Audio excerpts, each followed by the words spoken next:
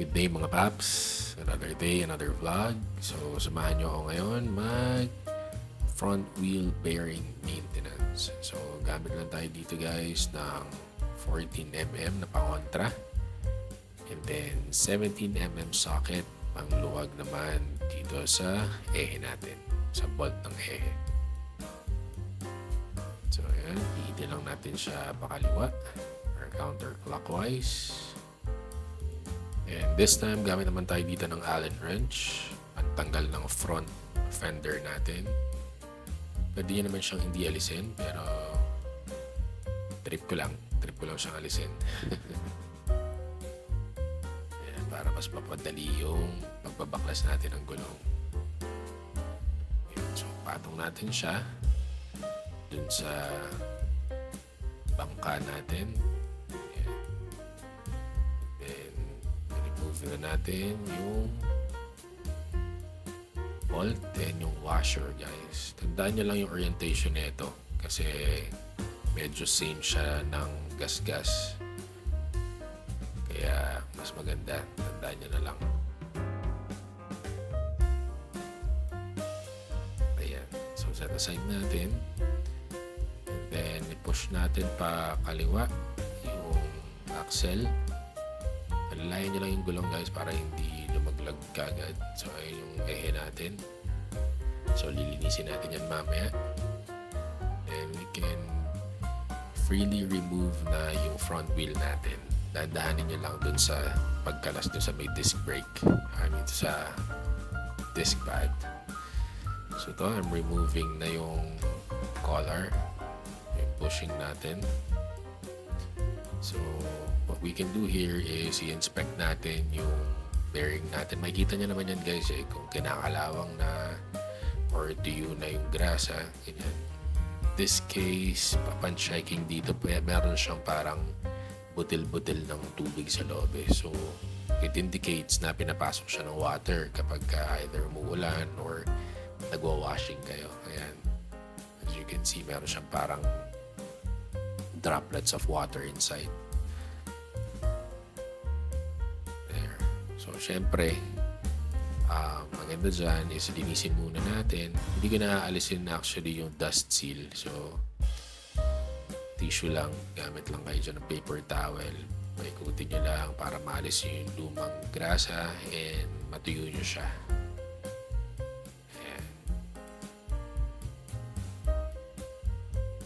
Both sides yan guys, yung linisin yung both sides.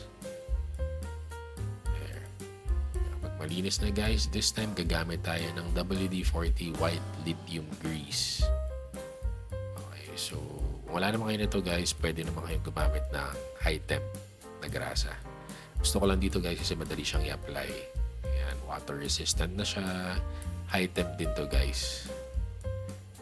So fast forward ko na guys, applyan na natin. Para hindi siya pasukin ng tubig. I mean, may ano siya kasi may water resistant component siya. So pagka nilagyan nyo nito, nabablock niya yung pagpasok ng water para hindi kalawakan. At the same time, para mas smooth yung takbo.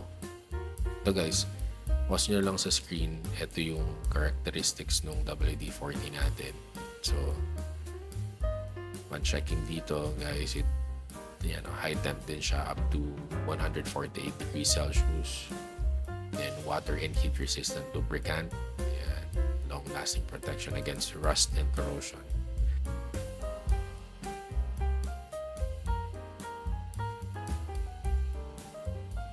Then on this part guys, ang ginagawa ko na is kinakalat ko na siya all throughout dun sa paligid ng bearing natin.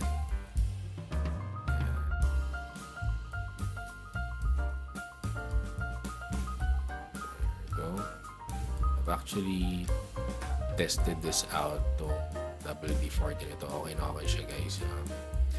Pre-prevent niya pasukin niya ng tubig and at the same time anti-kalawang na rin siya. Konting linis lang syempre pag natalsikan ng grease, maganda linisin natin lahat. This time guys, nilinis ko rin yung collar niya. Ayan, parang bushing. So linisin nyo lang. Mas maganda kasi guys, pag binalik nyo yan, malinis na malinis. Kasi meron siyang trace ng lumang grasa eh. So, ayan. Linisin nyo rin yung pinapasukan ng ehe para talagang pulido. There you go. Both sides, nililinis ko.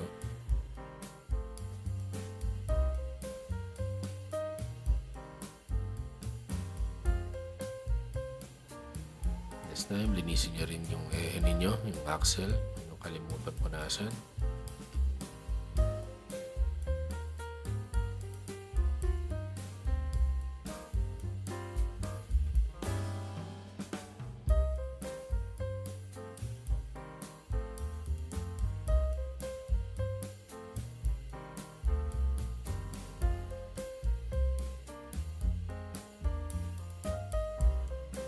So this na, pwede natin balik yung collar.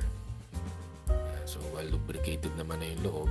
So yan, i-push nyo lang siya towards dun sa bearing, pabalik. So paglapat na siya, all good na yan. Yan yung kabila naman, pwede na natin din ibalik.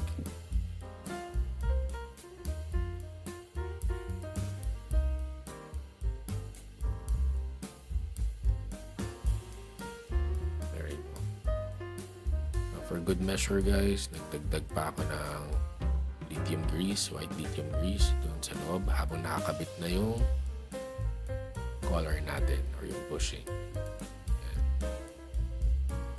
Ayan, pwede natin siyang ibalik. Dahan-dahanin nyo lang yung pagpasok. Balik na natin yung axle or yung ehe.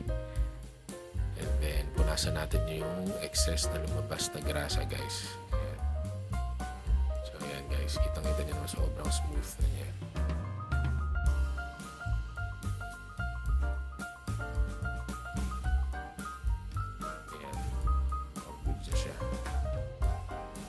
Pwede natin balik yung washer guys.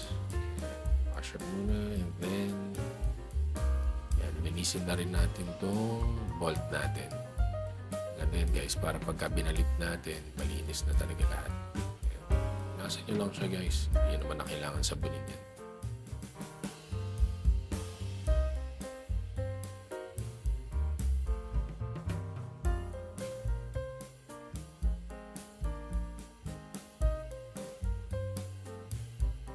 Guys, pag nalinis nyo na siya, ayan, pwede na natin ibalik. Clockwise lang. Ihit pa kanan. Then gamit ulit tayo ng pangontra. Size 14mm sa kaliwa. Then size 17mm dito. Ayan. Ihitin nyo lang siya pa kanan para sumikip. Kahit di nyo na gamitan to guys ang impact wrench, pwede nyo naman kamayin lang to. Kayang-kaya nyo siyang higpitan. Wala kayong ratchet, pwede kayong gumamit dito ng power handle para talagang mahigpitan nyo siya na maigi. Yan. So just make sure guys na mahigpit nyo rin siya ikabit kasi syempre gulong to guys for safety na din. Double check nyo siya. So ito guys, kinakabit ko siya nung habang nakaangat pa yung gulong. Yan. Later on, for good measure, higpitan ko rin to habang nakalapag na yung gulong sa lapag talaga.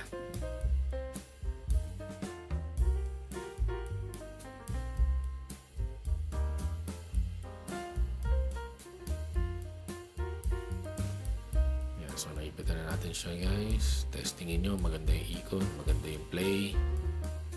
Ayun. So, napaka-smooth niya. Job. Alright, now balik na natin yung front fender. Gamit lang ulit tayo ng Allen wrench.